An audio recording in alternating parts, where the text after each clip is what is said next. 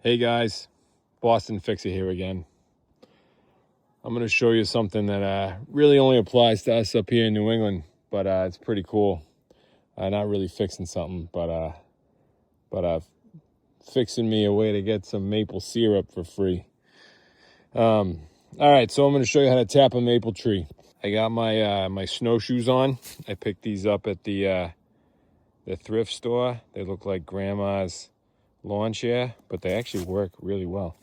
All right, so here's what you do. You take your drill.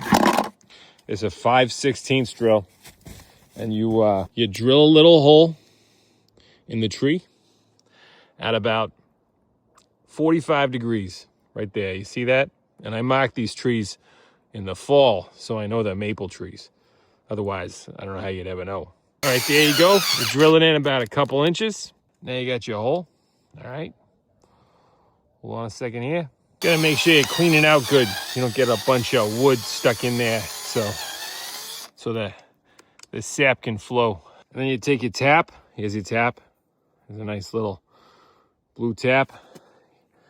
You put it in the hole. Look at that. The sap's already running. You can see it there.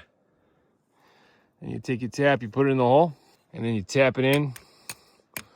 A little hammer. Like that. There you go. So that's why they call it a tap, because you tap it in. There you go.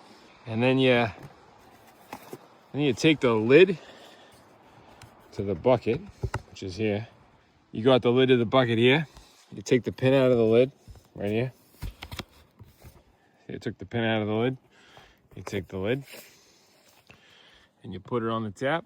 And put the pin back in through there, right there. And you slide the pin in. See the pin coming through. And then you take the pin on the other end of the pin. You gotta lock the pin so it doesn't fall off. Right there. There you go. And then after you got the lid on, you take the bucket, and the bucket's got a hole in it. Oh, look at that, the sap's already coming. Look at that, yeah. On the tap, you close the lid so you don't get any contamination. You tap the maple tree, and you can hear the sap running. All right, like and subscribe.